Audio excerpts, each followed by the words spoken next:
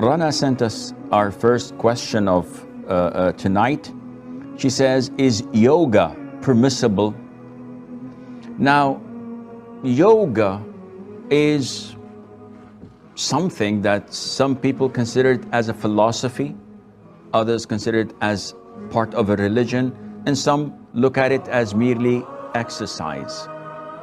And if you go to the origin of this yoga, you will find that it originated from the Hindus and adopted by the Buddhists, and they considered it, as translated into their native language, to be a union. And they claim that they, through these practices, connect with the universal soul, with the Supreme Spirit. So they say that this is a union between the body, the heart, and the spiritual and the universal spirit. And they refer to that, to Allah Azza wa Jal. May Allah be exalted through this. And some Muslims prohibited it totally, and others said that it is completely permissible, and others looked at it as a form of exercise.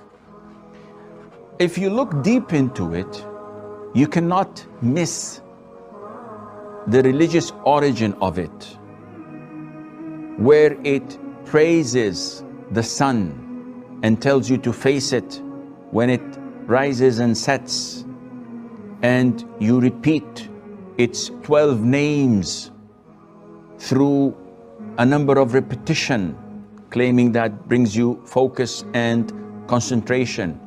By sitting idle doing nothing, claiming that you're meditating.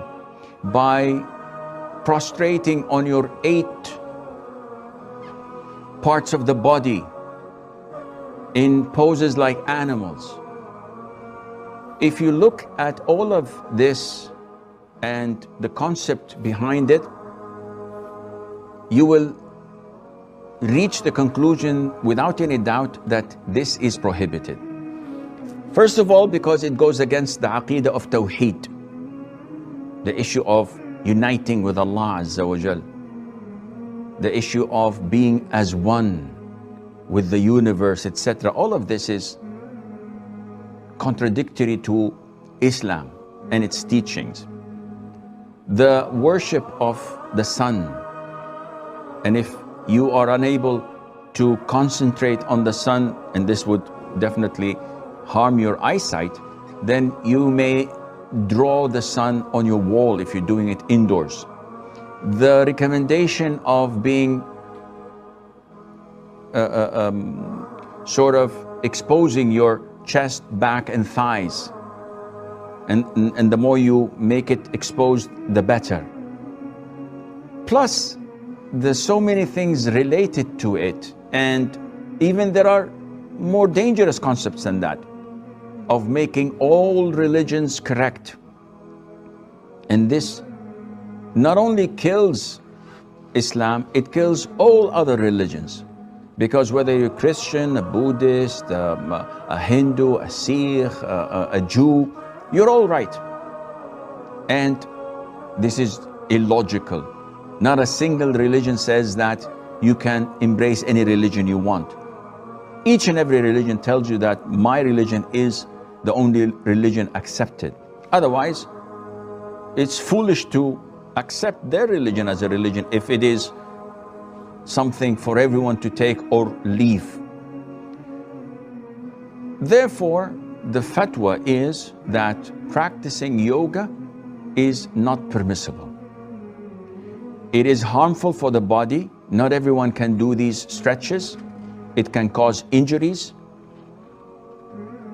Of course, despite the numerous problems in aqidah related to it, that goes against monotheism, against Tawheed, against the religion of Islam. One may claim and say, okay, we don't believe in any of that, we just adopt the exercises.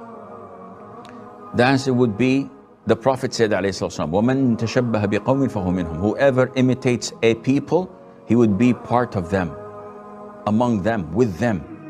So you can take any kind of sports that is halal with no problem. You want to do aerobics, no problem. You want to exercise cardios, you want to go to the gym, you want to do weightlifting, bodybuilding, all of this is okay.